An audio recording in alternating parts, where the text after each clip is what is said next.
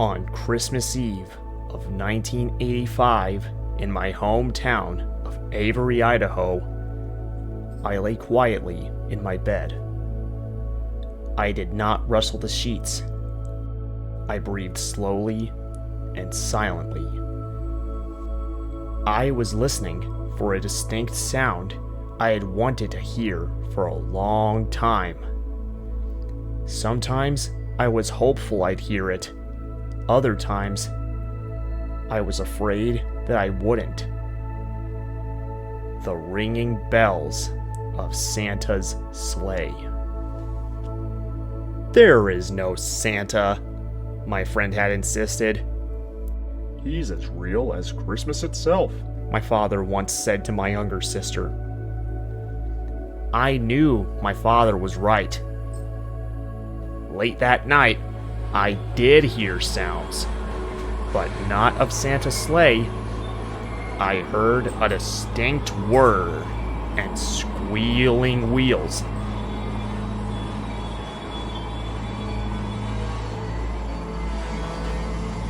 I got out of bed and looked outside my window and saw a train standing perfectly still in front of my house.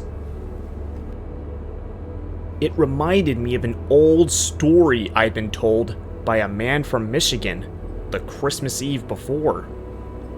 Except, there was no steam locomotive to be seen, but a huge electric locomotive with only 3 cars behind it. Underneath its wheels stood the rails of the old Milwaukee Road Pacific Extension, torn up 5 years ago as if they had magically been put back in place. Overhead wires hung strong above. Snowflakes blew quickly past in the winter winds. I put on my bathrobe, tiptoed downstairs, and out the door to take a closer look. A conductor stood at the door of the 3rd car. He called. I walked up to him as he looked at his watch. "Well?" he said. "Are you coming?" "Where?" I asked. "To the North Pole," was his answer. "The North Pole?" I asked. "Why, yes," the conductor replied. "I see that someone has told you the story of the Polar Express," he added. The conductor explained to me that whenever the Polar Express engine was having any problems, they dispatched his train to bring it the rest of the way to the North Pole. This is the train his crew called the Bipolar Express, after the nickname of the electric locomotive. I had no idea if I was dreaming or not, but I reached out my hand and he pulled me aboard. Then, the Bipolar Express let out a loud blast from its horn and pulled forward.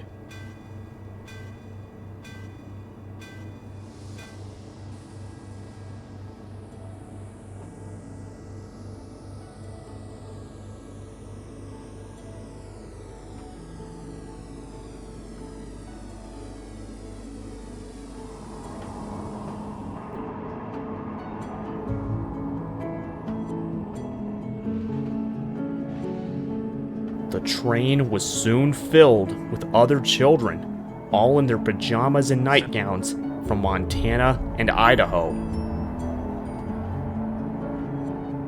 They all lived in towns where the electrified Milwaukee Road once stood. Before we even had time to think,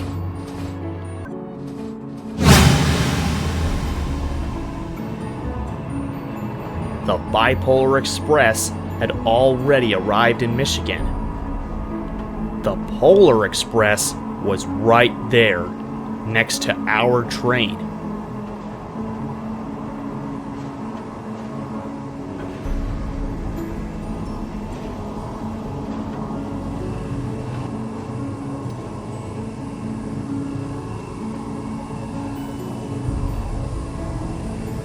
Above it were magical overhead wires stretching off into the distance.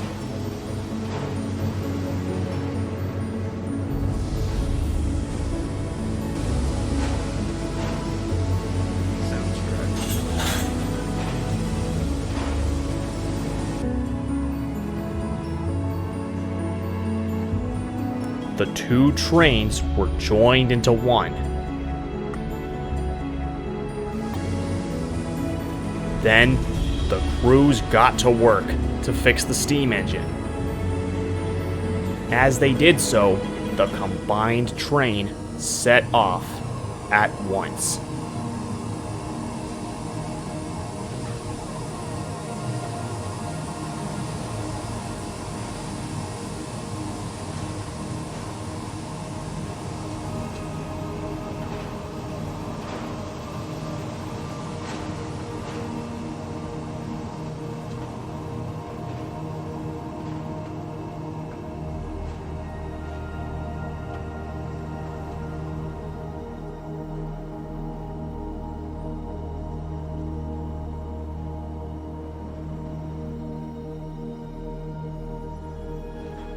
We ate candies with nougat centers as white as snow.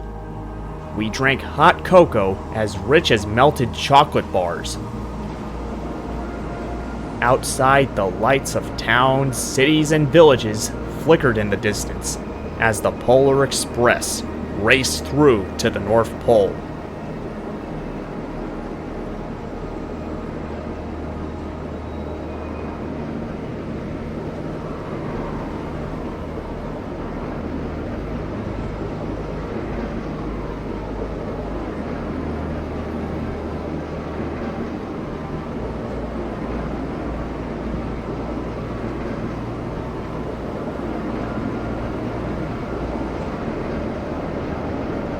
Soon, there were no more lights to be seen.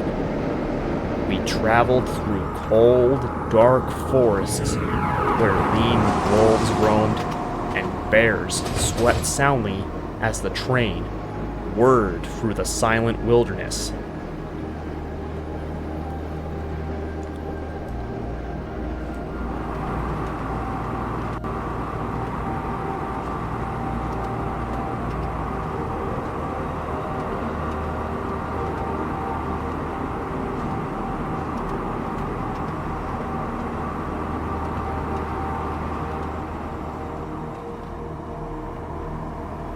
We climbed hills so steep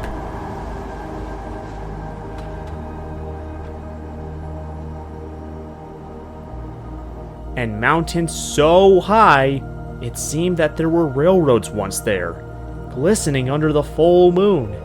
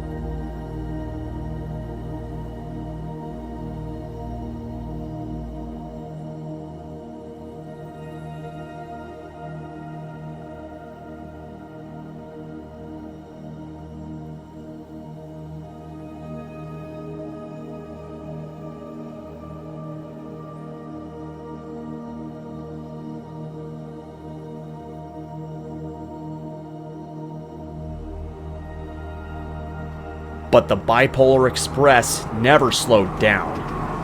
Faster and faster we went, like the high-speed trains in Europe.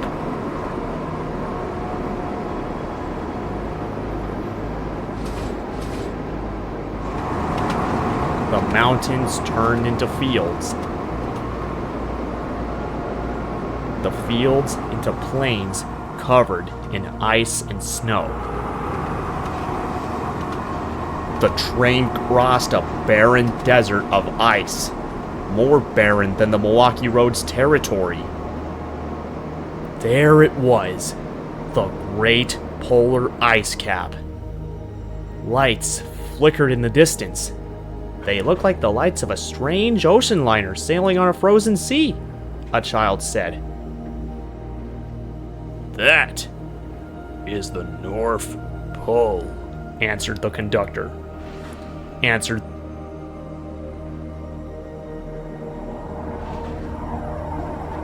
The North Pole was a huge, isolated city, unlike anything we'd ever seen.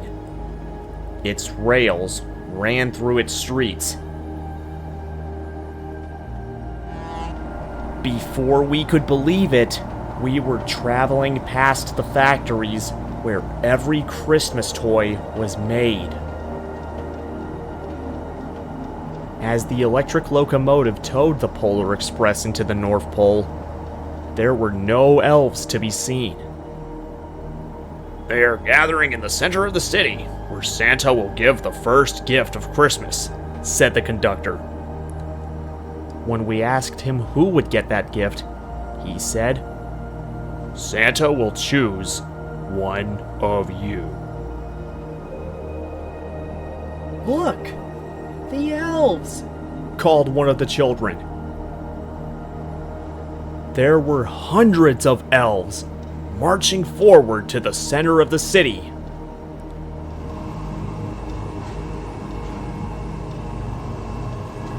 When the train could go no further, it came to a stop at the loop. A giant Christmas tree, the biggest we'd ever seen, stood in the center. The conductor led us out, and we pressed through the crowd to the edge of a large, open circle. There stood Santa's sleigh, where the reindeer pranced with excitement.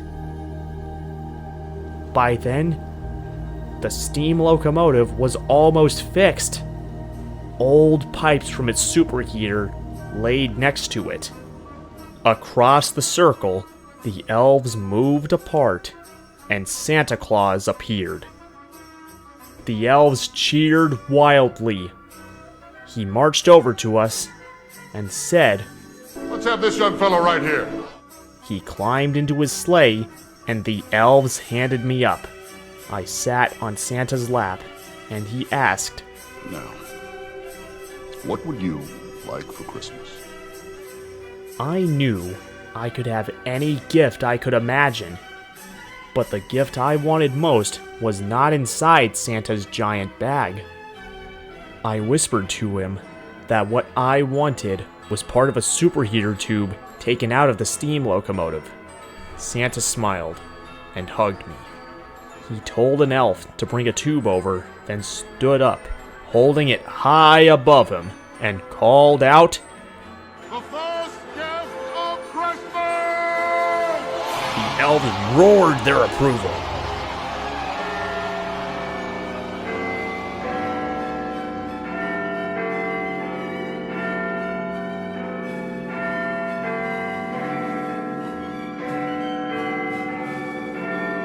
The clock struck midnight, and the steam locomotive let out a loud blast from its whistle.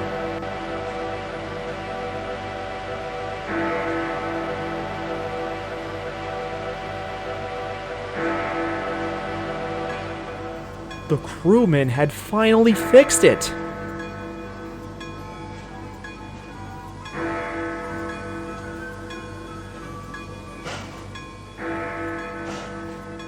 Santa handed the superheater tube to me, and the conductor helped me down from the sleigh. Santa shouted out the reindeers' names and cracked his whip. His team charged forward and climbed up into the air. Santa circled once above us and again, then disappeared into the cold, dark polar sky. As soon as we were back inside the Polar Express, I was excited to ride home behind the steam locomotive.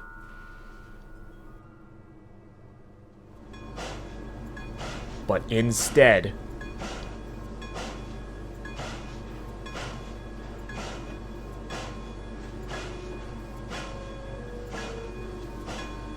the trains were split up to the way they were before.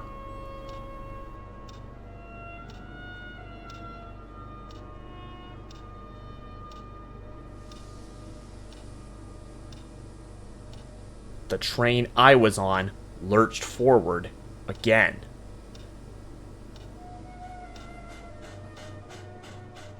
It wasn't being pulled by the steam locomotive,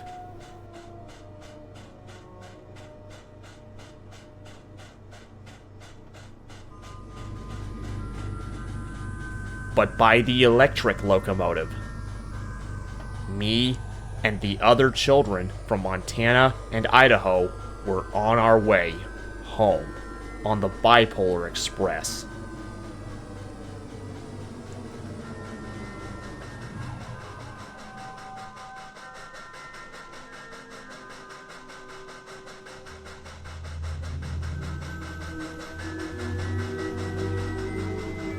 The steam locomotive followed behind with the Polar Express.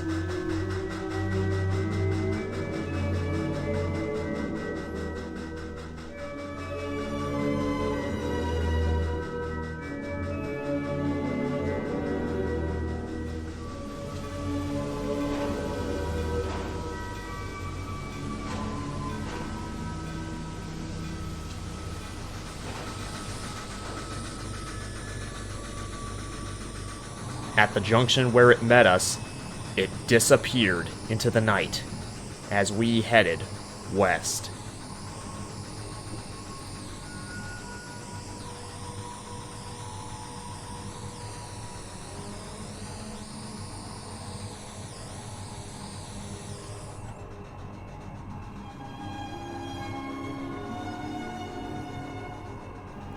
It was upsetting to not be taken home by the steam locomotive.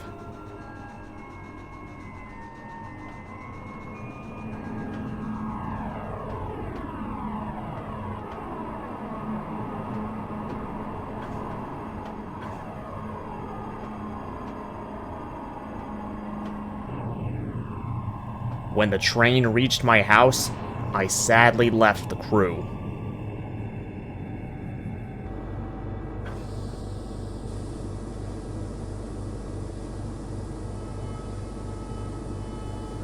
As I got off, the conductor said to me, One thing about trains, it doesn't matter where they're going, but what matters is deciding to get on.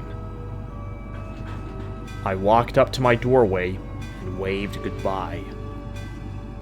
The conductor said something from the moving train, but I couldn't hear him.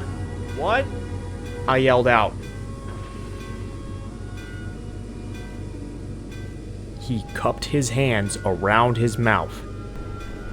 Merry Christmas! He shouted. The Bipolar Express let out a loud blast from its horn and sped away. As it disappeared into the cold night, I turned away and walked back to my house with the superheater tube. As I did so, I began to realize just how lucky I was to have ridden on the Milwaukee Road Pacific Extension on the way to the North Pole.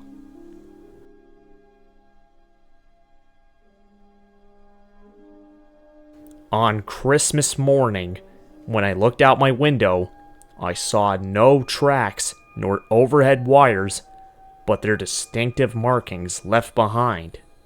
My family and I opened our presents. When it looked like everything had been unwrapped, Sarah found one last small box behind the tree. It had my name on it. Inside was an old pressure gauge from the steam locomotive. and a throttle from the electric locomotive. There was a note reading, "Found these to brighten your spirit, so they shall help you to remember the Milwaukee Road. Signed, the conductor." I could hear the awing sounds of the Milwaukee Road just by touching the gauge and the throttle. But my mother and father said that I was lucky to have a piece of history. They hadn't heard the sounds that I did. For one time, most of my friends could hear the long-gone sounds of the Milwaukee Road's electric locomotives. But with the passage of time, they fell silent for all of them. Even Sarah found one Christmas that she could no longer hear those distinctive sounds. Presently, I now work for the Union Pacific as an engineer and live in southern Idaho. I may have grown old and now live a long distance from where I grew up. But no matter how old I get, or how far I travel to get my trains to their destinations, I still hear the sounds of trains traversing the Pacific Extension, as do those who remember the Milwaukee Road.